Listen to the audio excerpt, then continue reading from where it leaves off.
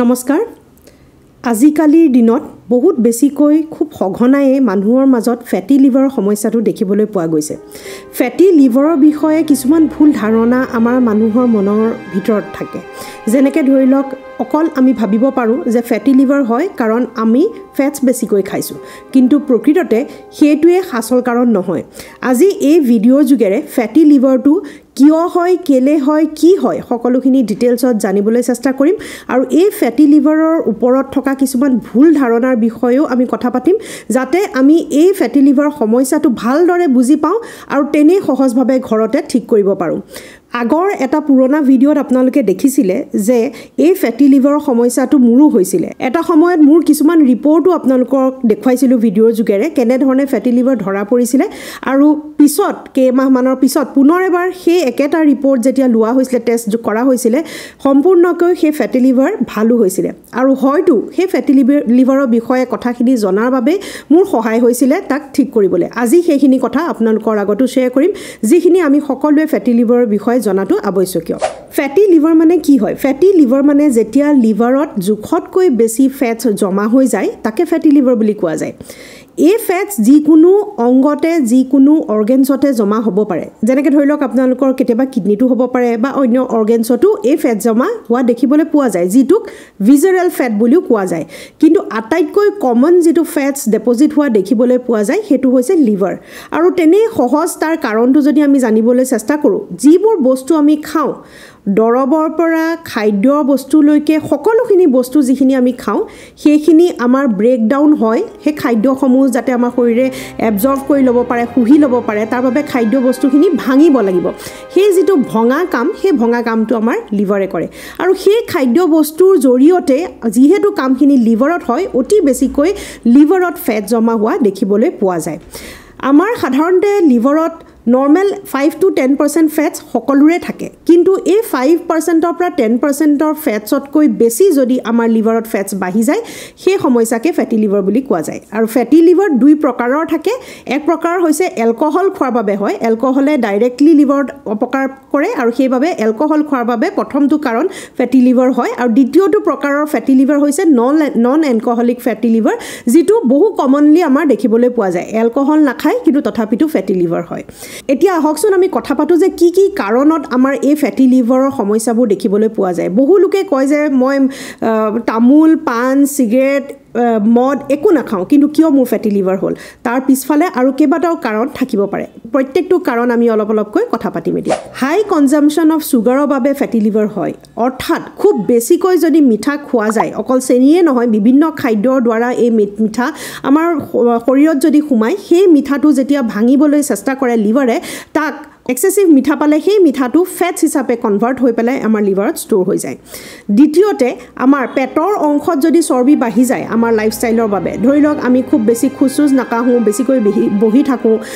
আমাৰ physical activity কমি যায় তেতিয়া সাধাৰণতে চৰ্বিবোৰ গোট খায় আমাৰ পেটৰ অংশত যিটো চেণ্ট্ৰেল অবিচিটি বুলি কোৱা যায় আৰু পেটৰ অংশত চৰ্বি বাঢ়ি গ'লে তেনে সহজভাৱে আমাৰ লিভাৰতো ফেট জমা হ'বলৈ আৰম্ভ কৰে ডায়েবেটিছ ৰোগীসকলৰো ফেটি লিভাৰ বেছিকৈ দেখিবলৈ পোৱা যায় ইনচুলিন ৰেজিষ্টেঞ্চৰ সমস্যাটোৰ বাবে যিসকলৰ হাই কলেষ্ট্ৰল আৰু ট্ৰাইগ্লিচাৰাইডৰ সমস্যা আছে তেওঁলোকৰো ৰিস্ক বাঢ়ি যায়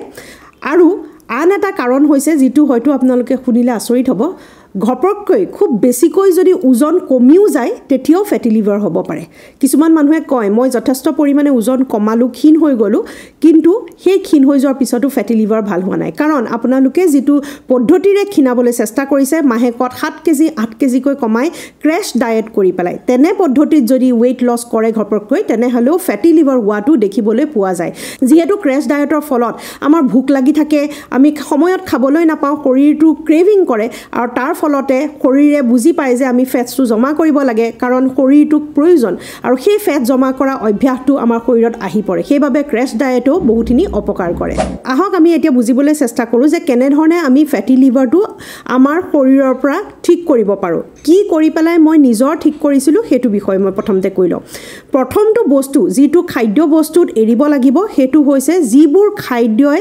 মিঠা বেছিকৈ থাকে ফ্ৰুক্টোজৰ কোৱান্টিটি বেছিকৈ থাকে তেনেকুৱা এনেকুৱা খাদ্যবোৰ সম্পূৰ্ণকৈ এৰিব লাগিব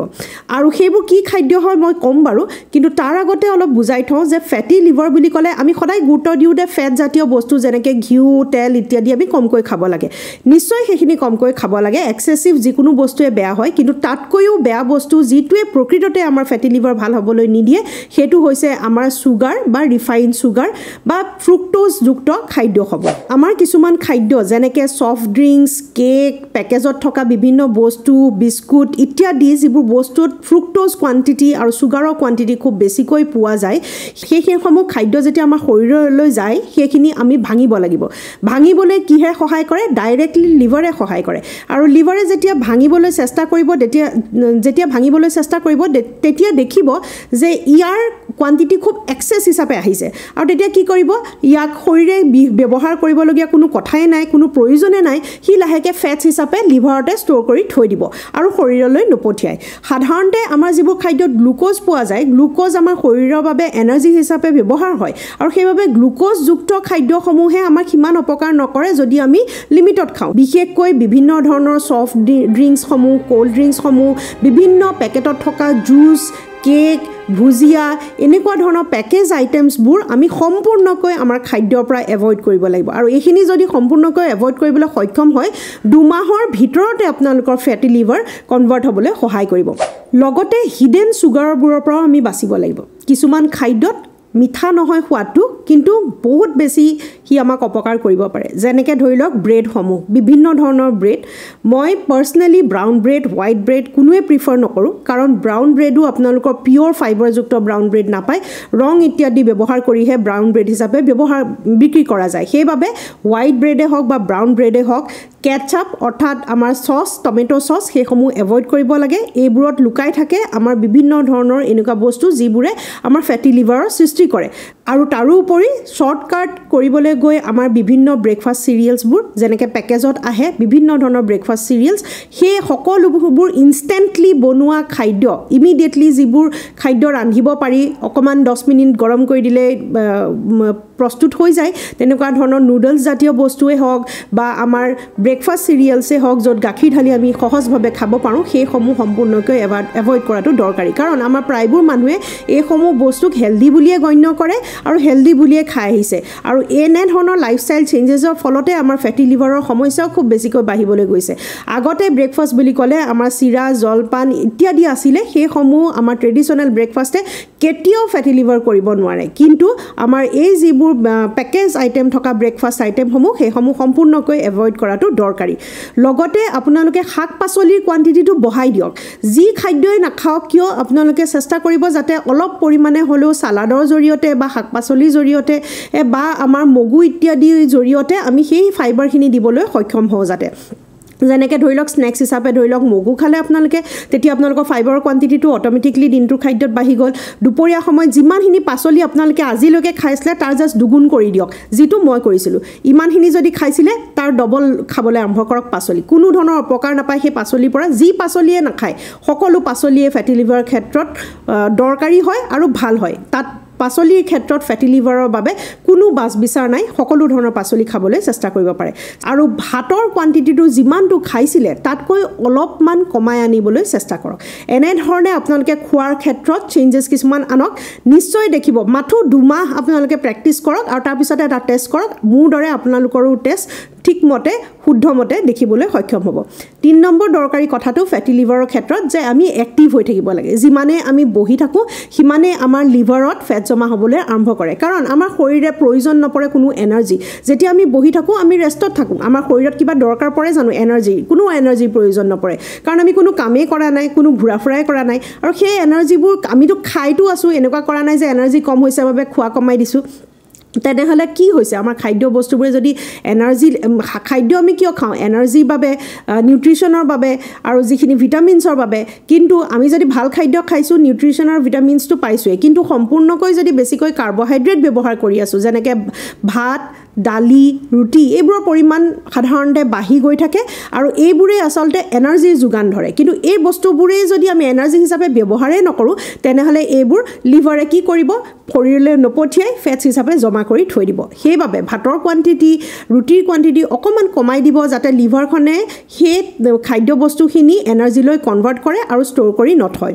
আৰু তাৰোপৰিও সেই এনাৰ্জিটো বঢ়াবৰ বাবে আপোনালোকে ফিজিকেল এক্টিভিটি কৰিব লাগিব দিনটোত দুবাৰকৈ খোজকাঢ়িবলৈ আৰম্ভ কৰক 2 মাহৰ বাবে তাৰপিছত আপোনালোকৰ নৰ্মেল আহি যোৱাৰ পিছত দিনটোত এবাৰকৈ খোজকাঢ়িলেও হ'ব আৰু দুবাৰকৈ এইটো কাৰণে কৈছোঁ কাৰণ বহু লোকে কি কৰে ভাল বুলি 1.5 ঘণ্টা 2 ঘণ্টা সময় বাহিৰত খোজকাঢ়িয়ে থাকে আৰু তাৰপিছতে আহি গোটেই দিনটো ভাগৰে জুগৰে এনাৰ্জি নাইকিয়া হৈ পেলাই বহি থাকে তেনেধৰণে কোনো ধৰণৰ লাভ নহয় আমি মন কৰিব লাগে যে যিটো সময়ত আমি সাৰ পাই থাকোঁ সেই সময়ছোৱাত আমি যাতে সম্পূৰ্ণকৈ এক্টিভ হৈ থাকোঁ তাৰ বাবে আমি ৰাতিপুৱাৰ সময়ত অকণমান খোজকাঢ়িব পাৰোঁ ধৰি লওক 30 মিনিটছ খোজকাঢ়িলে বেগাই খোজকাঢ়িলে আৰু গধূলিৰ সময়ত পুনৰ এবাৰ 30 মিনিটছ বেগাই যিমানটো স্পীডত পাৰে সিমানকৈ খোজকাঢ়িব আমি চেষ্টা কৰিব লাগে যে আমি যিবোৰ খাদ্য বস্তু খাওঁ সেই খাদ্য বস্তুসমূহ সম্পূৰ্ণকৈ হজম হোৱাৰ পিছতহে আমি ৰেষ্ট কৰিব লাগে সেইবাবে খাদ্য সোনকালে খাবলৈ চেষ্টা কৰক 8টা বজাৰ আগতেই যদি খাব পাৰে বিৰাট বেছি ভাল হয় যদি অফিচ ইত্যাদিৰ ফলত দেৰিকৈ খাবলগীয়াও হয় তেনেহ'লেও আপোনালোকে 2 ঘণ্টাৰ সময় গেপ দিব লাগিব আৰু তাৰপিছতহে শুবলৈ যাবলৈ চেষ্টা কৰিব লাগিব আমি মেইন গুৰুত্বটো এইটোত দিব লাগে যে কি বস্তু খাদ্য বস্তু আমাৰ শৰীৰত সোমাইছে আৰু কি সেই খাদ্য বস্তু যিবোৰ সোমাইছে সেইবোৰ আমি ইউজ কৰিছোঁ নে নাই এইটোৰ ওপৰত যদি আমি গুৰুত্ব দিওঁ তেনেহ'লে আমাৰ গোটেই ফাংচনটো আকৌ পুনৰ এবাৰ শুদ্ধকৈ হ'বলৈ আৰম্ভ কৰিব আৰু এবাৰ ফেটি লিভাৰ কমি যোৱাৰ পিছত তাক মেইনটেইন কৰিবলৈ সহজ হয় কাৰণ আমাৰ লাইফষ্টাইল অলৰেডি চেঞ্জেছ হৈছে সেইবাবে আপোনালোকে দিনটোত এবাৰকৈ আপোনালোকে 45 মিনিট সময় খোজকাঢ়ি থাকিলে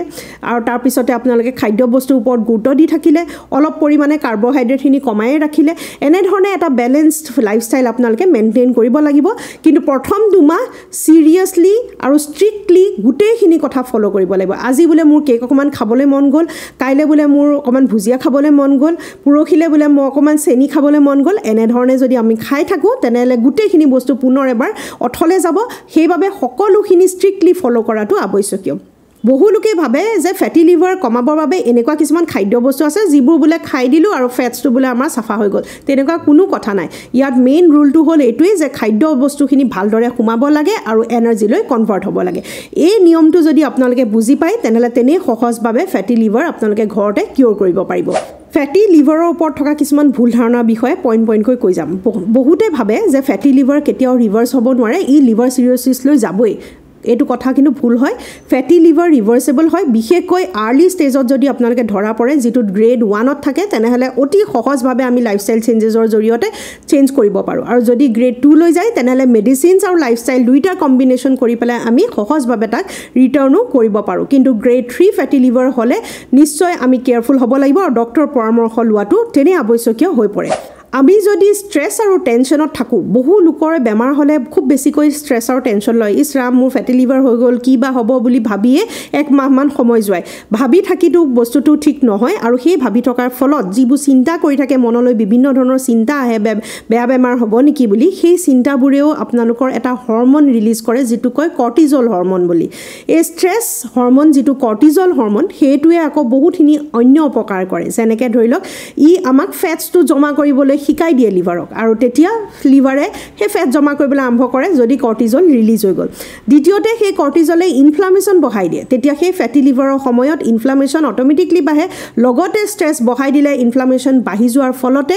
লিভাৰত স্কাৰ টিচু ফৰ্মেশ্যন হোৱাৰ সম্ভাৱনা বাঢ়ি যায় যাৰ ফলত ৰিভাৰ্ছ কৰিবলৈও দিগদাৰ হয় আৰু ফেটি লিভাৰটো আগলৈ আগবাঢ়ি গৈ থাকে তৃতীয়তে ই ইনচুলিন ৰেজিষ্টেঞ্চৰ সৃষ্টি কৰে আৰু ইনচুলিন ৰেজিষ্টেঞ্চৰ সৃষ্টি কৰিলে আমাৰ ফেটি লিভাৰ হোৱাটো স্বাভাৱিক হৈ পৰে আন এটা ভুল ধাৰণা যে দৰৱেই আমাক অকল ফেটি লিভাৰ ঠিক কৰিব পাৰে এইটো সম্পূৰ্ণ ভুল ধাৰণা হয় অকল দৰৱৰ ওপৰত যদি আপুনি ফেটি লিভাৰ নিৰ্ভৰ কৰি ৰাখে তেনেহ'লে কোনো ধৰণৰ দৰৱেই আচলতে ফেটি লিভাৰটো সম্পূৰ্ণকৈ কিয়ৰ কৰিব নোৱাৰে ই মাথো ফেটছখিনি গলাবলৈ সহায় কৰে আৰু তাৰপিছতে আপোনালোকে যদি লাইফষ্টাইল চেঞ্জ নকৰে খুব বেছি 6 মাহৰ ভিতৰত আকৌ ফেটি লিভাৰ হ'ব আৰু সেই ফেটি লিভাৰ বাৰে বাৰে হৈ থকাৰ ফলত লিভাৰখন যথেষ্ট পৰিমাণে দুৰ্বল হৈ পৰিব আৰু আপোনালোকে এই সমস্যাটো সমস্যাটোৰ পৰা কেতিয়াও উদ্ধাৰ নহ'ব সেইবাবে দৰৱৰ লগত লাইফষ্টাইল চেঞ্জ কৰাটো বিৰাট বেছি আৱশ্যকীয় কোনোবাই যদি দৰৱ খাই পেলাই ফেটি লিভাৰ অকল ঠিক কৰি থৈ দিছে তেনেহ'লে পুনৰ এবাৰ চেক কৰাটো আৱশ্যকীয় আন এটা ধাৰণা মানুহৰ যে ফেটি লিভাৰ হ'লেতো চিমটম দেখুৱাব মোৰ হয়তো ফেটি লিভাৰ নাই চাগে মই যদিও বহুতখিনি খাদ্য খাওঁ ফেটছ খাওঁ চুগাৰ খাওঁ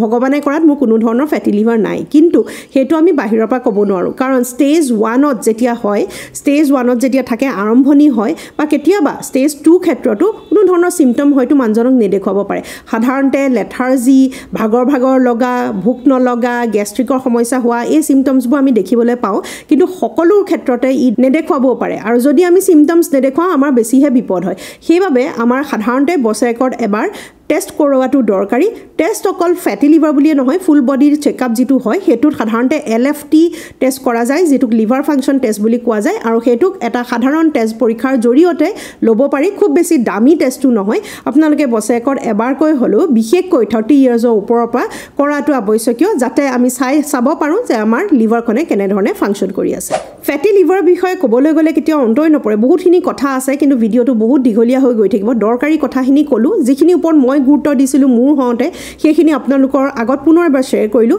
আগৰ এটা ভিডিঅ'ত সম্পূৰ্ণকৈ মোৰ ৰিপৰ্টৰ থ্ৰু দি আপোনালোকক দেখুৱাইছিলোঁ যে কেনেকৈ ৰিভাৰ্ছ হৈছে কোনো মেডিচিন নোখোৱাকৈ ঠিক তেনেধৰণে আপোনালোকেও ৰিভাৰ্ছ কৰিব পাৰিব আৰু চাব বিচাৰিলে সেই পুৰণা ভিডিঅ'টো চাব পাৰিব আৰু এই ভিডিঅ'টোৰ যোগেৰে দৰকাৰী কথাখিনি প্ৰায়বোৰে মই আপোনালোকক ক'লোঁ আশা কৰোঁ ভিডিঅ'টো আপোনালোকে ভাল পাইছে আৰু বহু লোকৰে সহায় হ'ব যদি তেওঁলোকে এই ভিডিঅ'টো পায় আৰু সেইবাবে আপোনালোকক অনুৰোধ জনালোঁ যাতে ভিডিঅ'টো শ্বেয়াৰ কৰে আপোনালোকৰো যদি ফেটি লিভাৰ আছে আপোনালোকে কেনে ধৰণে ঠিক কৰিবলৈ চেষ্টা কৰিছে এক্সাৰসাইজ কৰিছে নে এক্সাৰসাইজ আৰু দৰৱ দুইটাই খাইছে কমেন্ট সেকশনত জনাব নতুন এটা ভিডিঅ'ৰ যোগে লগ পোৱাৰ প্ৰতিশ্ৰুতিৰে আজিলৈ সামৰো নমস্কাৰ